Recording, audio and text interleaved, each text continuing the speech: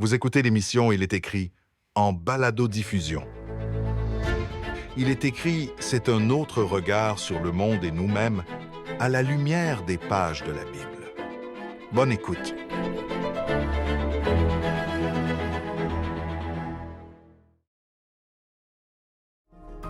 Plusieurs études et recherches ont démontré la fiabilité de la Bible en ce qui concerne l'intégralité de sa transmission, c'est-à-dire lorsque nous comparons les textes bibliques que nous avons aujourd'hui aux textes les plus anciens que nous avons trouvés.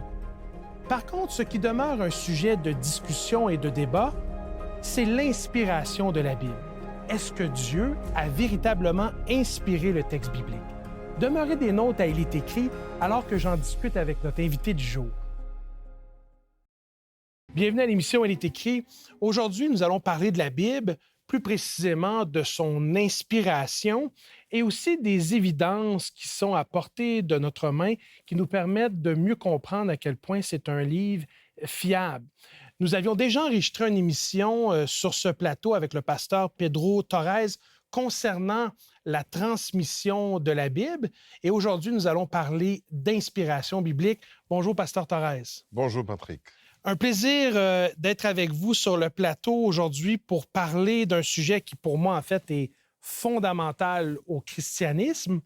Et donc, d'emblée, la première question qui se pose, est-ce que la Bible est véritablement inspirée par Dieu? C'est une bonne question. Nous avons déjà parlé sur la transmission de texte et on a vu qu'on a largement une évidence bien solide, bien fondée pour être confiant à dire que ce texte que nous avons entre nos mains correspond à ce qui a dû être l'original, même si nous n'avons pas les originaux tels que. Oui, et peut-être pour nos auditeurs, auditrices, ils peuvent aller sur notre chaîne YouTube, Oui. se prévaloir de cette émission que nous avons enregistrée avec vous, justement sur la transmission biblique. Il est écrit, recherchez Pedro Torres sur la chaîne et vous allez trouver cette émission. Effectivement. Mais une chose, c'est de dire, OK, je fais confiance que le texte que j'ai entre mes mains correspond à ce qui a été donné, ce qui a été l'original. Ça, c'est une chose. Même si ça, il a été transmis, je l'ai garanti pour savoir que ça a été garanti, ça ne prouve pas que ce texte a été inspiré. Inspiré de Dieu. Ça, c'est un dossier complètement c'est ça, c'est une autre question. à part. Et c'est justement ça dont on va parler aujourd'hui, on va discuter justement aujourd'hui.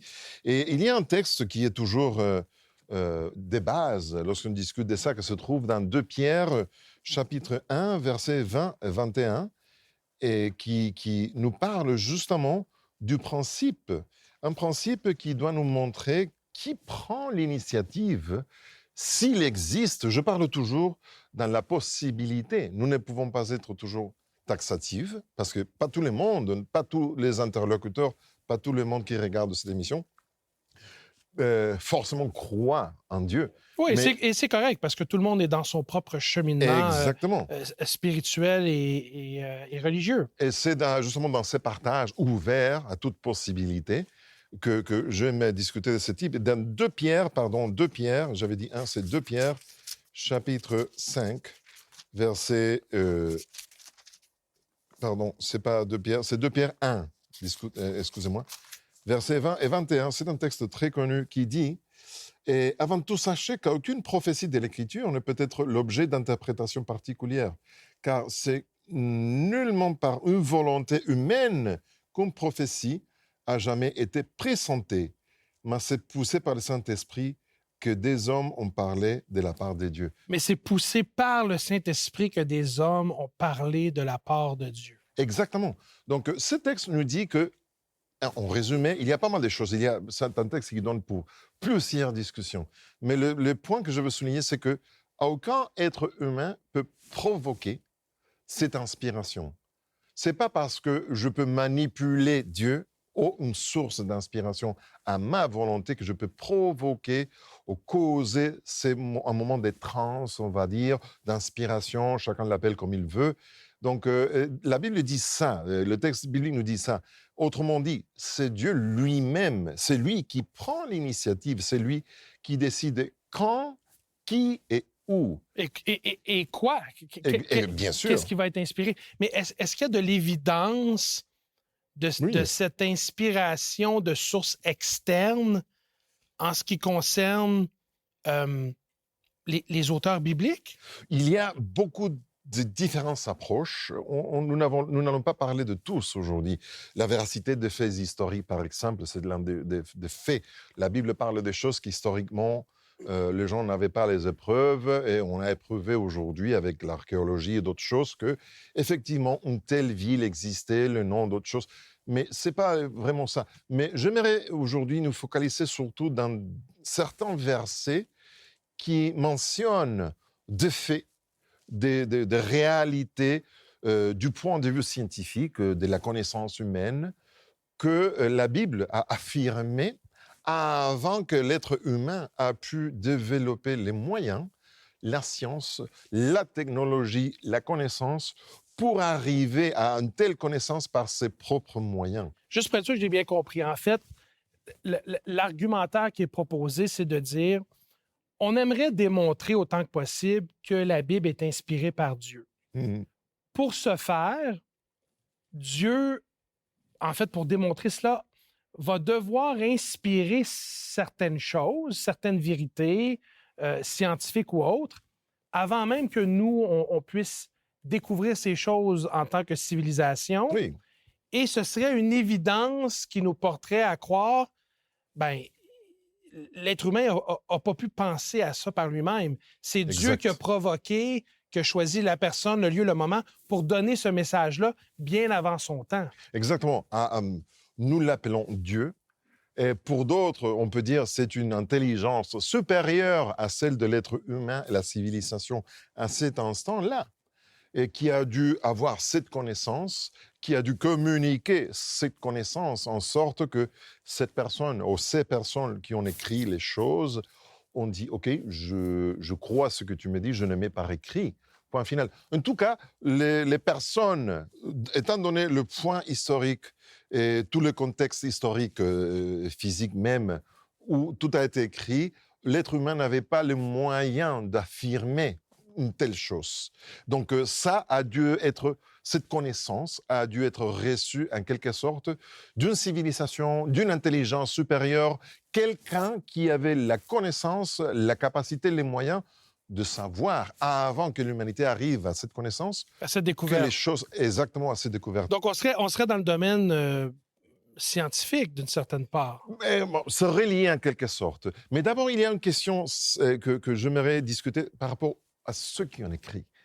Et c'est une idée simple, mais on dit toujours que la Bible, au moins on est d'accord, la plupart avec tous ceux que je parle, ils sont d'accord en dire que la Bible nous apporte un message, ou des messages pluriels qui sont positifs, encourageants, qui nous donnent des lignes sociales, relationnelles, pour encourager, supporter, soutenir, pardonner. Des balises morales. Exactement, qui est toujours positive. Et je dis toujours, alors si ces gens-là, lorsqu'ils étaient en train d'écrire, ils disent, ce Dieu qui m'a dit ça, ou Dieu m'a dit ceci, cela, alors s'il dit des mensonges, s'ils ont dit un mensonge, on peut dire qu'ils étaient de mauvaises personnes. Alors comment est-il possible qu'une mauvaise personne qui dit des mensonges puisse ensuite nous donner des messages, ou nous apporter des messages qui sont toujours positifs. Oui, et qui ont un réel impact sur l'humanité et aussi sur l'individu. Exactement. Soit ils ont dit la vérité, ou ils croyaient qu'ils disaient la vérité, dans le sens qu'ils ont expliqué les choses le mieux qu'ils ont pu faire, soit ils ont dit des mensonges et tout est vraiment faux. Mais je m'en doute beaucoup que les gens soient d'accord à dire que une fausseté si grosse comme ça puisse apporter l'amour, le pardon, la repentance, la réconciliation. Alors, il y a quelque chose qui doit nous mener à la réflexion. Je ne dis pas que, voilà, ça épreuve, pas du tout. Mais ça devrait minimalement nous pointer vers Dieu. C'est quand même un élan et un mouvement vers Dieu, d'une certaine façon. Je crois qu'en plus, au-delà de ça, c'est de amener ces personnes qui, sans doute, à dire, OK, j'accorde le bénéfice du doute, de la doute, tu vois, peut-être qu'ils ont dit la vérité, peut-être. Au moins, accordons l'opportunité de voir qu'est-ce qu'on peut lire. Et ne pas simplement balayer du revers de la main. Exactement, exactement. Donc, si on part de ça, de s'ils ont dit de vérité, alors ils ont dit vrai aussi lorsqu'ils ont dit que quelqu'un, qu'on appelle Dieu, leur a transmis un message. Et après, la suite, c'est justement très intéressante. J'ai quelques livrets que j'aimerais proposer à nos auditeurs. On a parlé d'entrée de jeu, justement, que c'est par l'Esprit Saint que les auteurs de la Bible ont parlé au nom de Dieu et de la part de Dieu. Oui. Et donc, pour nos auditeurs, on a un livret ici qui est disponible pour 5 très intéressant. Une étude, en quelque sorte, sur l'œuvre du Saint-Esprit. Je vous invite à visiter ilestécrit.tv pour vous procurer ce livret. Et puisqu'on parle de l'inspiration de la Bible, Oui. on a un autre livret qui s'intitule « La Bible mérite toute votre confiance ». Je vous invite à vous procurer également ce livret au coût de 5 à la boutique. Il est écrit sur notre site web ilestécrit.tv. On continue notre échange. On parle d'inspiration biblique, on parle de certains auteurs. Qu'est-ce que tu aimerais nous partager davantage sur ce sujet? Oui, j'aimerais mentionner 3. Il y a pas mal. J'ai dans un dossier d'études bibliques personnel 40 ou 40 plus faits, points qu'on peut vérifier. Mais aujourd'hui, je ne vais pas ennuyer tout le monde parce que c'est trop long, mais au moins 3 petits points de réflexion. Donc, à la place de affirmer ouvertement, oui, c'est comme ça, c'est Dieu qui l'a inspiré, parce que ça cause un refus chez pas mal de monde, j'aimerais justement réfléchir ensemble. Donc, avec... des points de réflexion. Exactement, des points de repère, des points de réflexion. Il y a un texte que j'aimerais bien lire avec nos auditeurs, se trouve dans Job, chapitre 26, verset 7. Et avant qu'on le lit, on commence à lire, j'aimerais noter, souligner que le livre de Job, c'est le livre le plus ancien de la Bible. Oui, on a tendance à penser que c'est le livre de la Genèse, mais effectivement... Oui. C'est justement Job, la plupart d'académiques sont d'accord, qu'il a vécu, il était vivant justement entre la fin du XXe siècle avant Jésus-Christ. Donc on parle de 4000 ans, il y a 4000 ans. Et c'est vrai que l'écriture a commencé à se mettre par écrit dans le XVe siècle avant Jésus. On parle de l'année 1450, quelque chose comme ça, qu'on a commencé, c'est Moïse qui a commencé, on croit, à écrire le livre. Et il a commencé par le livre de Job, c'est la première tradition, transmission verbale, orale qu'il a mis par écrit. Et donc c'est pour remonter justement à quelqu'un qui a vécu il y a 4 millénaires. 4 millénaires. Et dans Job, chapitre 28, verset... 28, non, c'est 26, je me suis trompé, j'ai besoin de nouvelles lunettes. 26, verset 7, on peut lire quelque chose d'intéressant. Je ne sais pas si tu pourrais nous lire dans ta version. Job, chapitre 26, le verset 7. « Il étend le septentrion sur le vide, il suspend la terre sur le néant. » Donc, voilà, on retrouve une idée intéressante. On voit dans ce verset, en plus de la poésie qui est belle, une énonciation intéressante. Là, on trouve l'affirmation que la Terre est suspendue dans le vide de l'espace, dans le néant, dans le vide. Il n'y a rien. Et on voit, et on parle il y a 4 millénaires. Et pourtant, c'est une découverte scientifique qui est quand même assez récente. Oui, justement, on voit toujours dans les différentes civilisations anciennes, même ici dans le Québec, au nord, les Inuits, et tout, on pense que la Terre était toujours la partie haute d'une tortue. C'est d'autres qu'il y a des piliers, d'autres civilisations, d'autres cultures. C'était Atlante qui tenait le pilier de la terre. Il y a quelque chose toujours qui tient la terre. Et ici, dans la Bible, voire même plus avant que la plupart de tous ces faits, ou ces dits grecs même, on retrouve déjà la mention que la terre est suspendue dans les vides. Et ce n'était pas que jusqu'à 3000 ans plus tard qu'avec Copernic et Galilée, on trouve pour la première fois la théorie héliocentrique, c'est-à-dire que la Terre tourne autour du Soleil et que la Terre n'est pas le centre de l'univers comme on a cru et qu'elle n'a rien qui la soutienne telle qu'elle. Donc c'est quelque chose que je dis, si l'humanité l'a pris 3 millénaires à découvrir, à réfléchir dans ses propres moyens. Ou du moins à valider le propos qui avait déjà été révélé dans la Bible. Exactement. Par inspiration de Dieu. Ça, c'est la conclusion, on va dire. Je pose la question à ceux qui ne croient pas. Comment est-il possible que 3 millénaires avant qu'on développe, nous, la connaissance, la science, les moyens pour arriver à une telle conclusion, qui a transmis cette information précise d'une réalité que nous avons confirmée plus tard, 3 millénaires plus tard? Et là, tu ouvres une conversation qui me donne presque le goût de te réinviter pour une autre émission parce qu'il y a plusieurs énoncés dans la Bible qui sont en fait, alors que j'y pense pendant qu'on parle, sont d'inspiration de Dieu et c'est bien avant son temps. Je pense à la façon dont on enfouit les déchets aujourd'hui. La science a révélé que les méthodes révélées dans la Bible étaient parmi les meilleures sur la gestion des rebuts. Même au niveau de la santé, certaines pratiques Effectivement. qui avaient été révélées dans le livre de Lévitique, entre autres. Mais là, c'est juste parce que, puisque tu en parles, je me dis, effectivement, si Dieu veut nous donner de l'évidence qu'il a inspiré le texte, la meilleure chose qu'il peut faire, c'est de donner des informations que nous, on va seulement pouvoir valider par des découvertes plus tard. Exactement. Et donc, on l'a dit au début, il y a pas mal de différentes disciplines et des choses, des lignes, on va dire, qu'on peut rajouter. Aujourd'hui, on va se focaliser justement sur quelques 3, parce que nous n'avons pas le temps non plus. Et j'aimerais partager avec nos auditeurs aussi, maintenant, si c'est vrai, Job 28, chapitre 28, verset 25.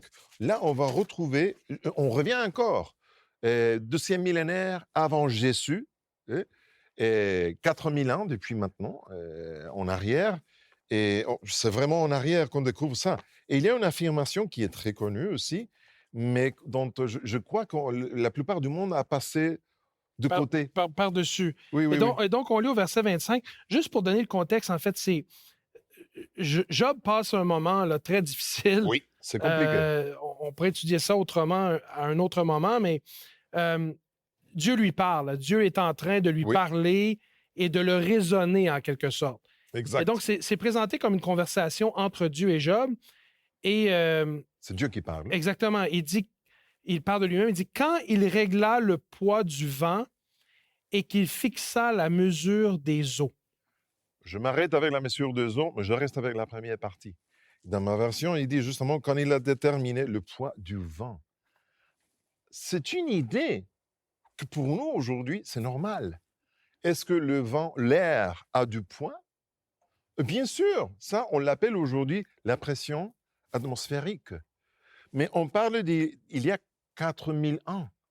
Ce n'était pas un concept scientifique étudié ou développé. C'était pas quelque chose qui était accessible. Effectivement.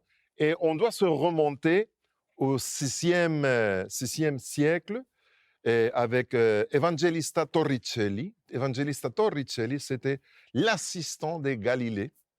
Et il était en train d'aider Galilée à faire des expériments. Et du coup, il avait un seau avec plein de mercure. Et il avait un petit pipette, un petit tuyau qui était ouvert seulement d'un côté, il était rempli de mercure. Et il avait bouchonné, il avait couvert avec son doigt et il l'avait mis dedans pour ne pas gaspiller le mercure et il a laissé pour le faire vider. Mais de l'autre côté, il était fermé. Il a vu que le mercure n'arrivait pas à se vider complètement. Il a découvert le vide et il a découvert pour la toute première fois la pression atmosphérique. La pression atmosphérique, ce qu'on appelle un baromètre. On parle du 16e siècle. C'est 4 siècles en arrière, 5, presque. C'est vraiment récent. Et Dieu est là dans le texte, il dit à Job, écoute, là, la pression atmosphérique. Exactement. Je ne le dirai pas dans ces mots-là, mais c'est moi qui a rédigé ces lois, si on veut. Oui, mais c'est une idée. Ces balises. C'est une idée, c'est un concept, c'est une idée de l'air a du poids qui exerce une pression sur les surfaces. Et l'air, Evangelista Torricelli, il est arrivé à la conclusion que l'air qui était au-dessous de sa tête exercer une pression sur la surface du mercure qui empêchait de se vider complètement. Et c'est le principe d'un baromètre. Et c'est depuis ces jours-là qu'on parle du poids du vent, de la pression atmosphérique, de 22 000 kilos, je crois, par centimètre carré. On supporte 22 tonnes sur nos corps maintenant, mais on ne se rend pas compte. Alors, comment est-il possible qu'une personne qui a vécu 4000 ans ou 3500 ans avant Evangelista Torricelli disent ces choses-là dit sans ces choses-là. D'où est-ce qu'il a sorti cette idée? Exactement. Le troisième point. Oui, et le dernier, j'aimerais, c'est ici, ça c'est très connu aussi, on le retrouve dans 2 versets. L'un c'est Proverbe 8, 27, et on ne va pas le chercher, on va chercher après Ésaïe. Ésaïe 40, 22.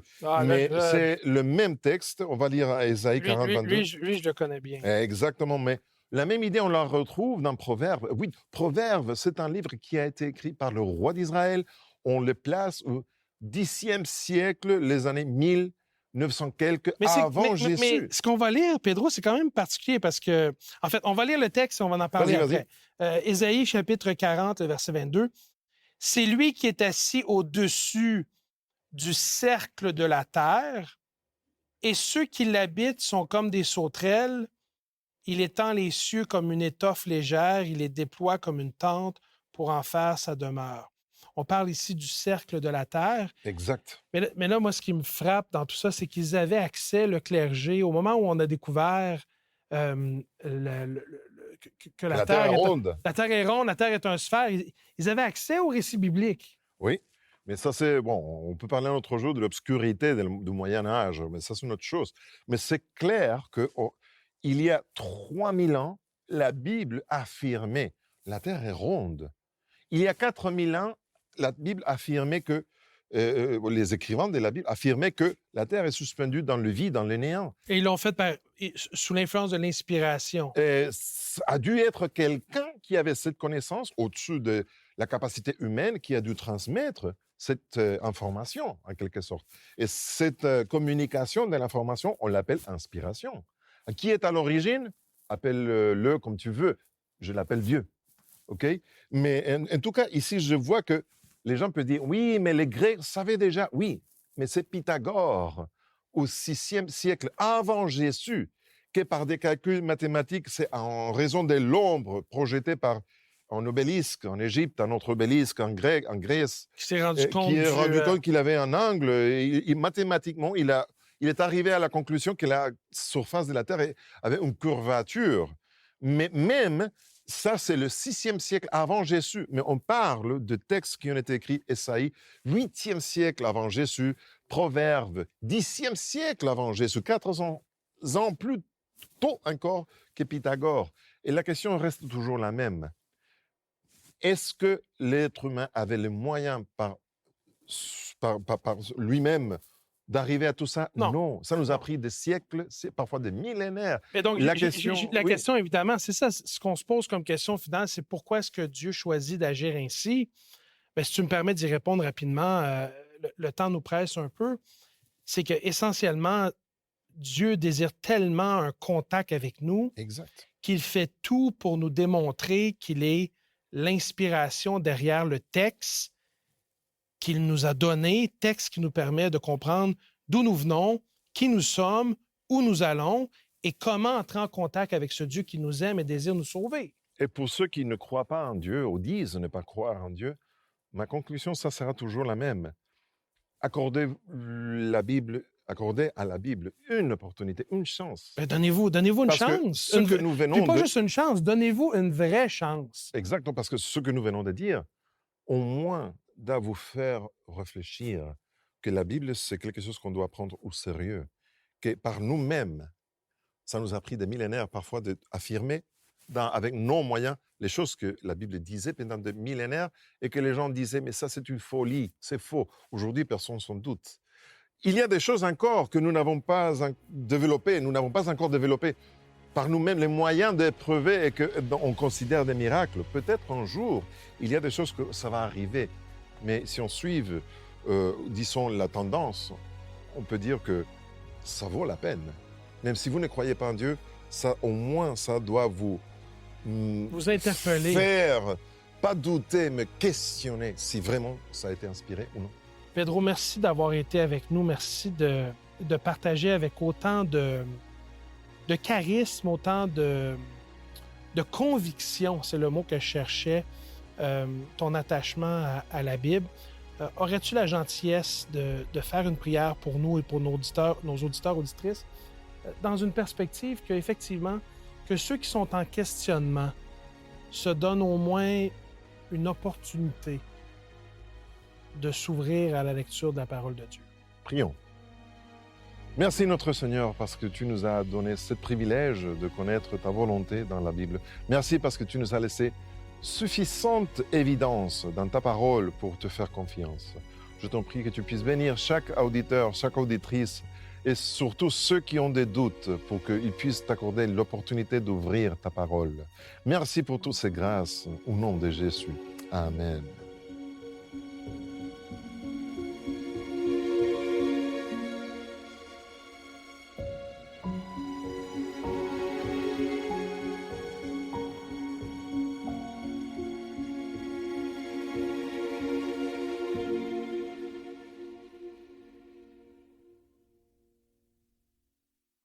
Vous pouvez commander l'offre de la semaine sur notre site internet ilestécrit.tv ou nous joindre par téléphone au 514-729-3515 ou sans frais au 1-866-729-3515. Voici également notre adresse. Il est écrit, case postale 99, succursale Rosemont, Montréal, H1X 3B6. C'est un privilège et un plaisir pour notre équipe ici à Il est écrit de produire et de vous présenter ces émissions. Mais une des choses que nous aimons davantage, c'est de pouvoir vous lire et entrer en contact avec vous, chers auditeurs et auditrices. Et donc, nous vous invitons à visiter notre site web ilestécrit.tv. Prenez le temps de nous envoyer un petit message par courriel. Vous pouvez également nous téléphoner. Vous pouvez aussi communiquer avec nous à travers nos réseaux sociaux Facebook et Instagram et vous abonner à notre chaîne YouTube. La semaine prochaine, nous aurons une autre émission d'Il est écrit à vous présenter. D'ici là, souvenez-vous, il est écrit, l'homme ne vivra pas de pain seulement, mais de toute parole qui sort de la bouche de Dieu.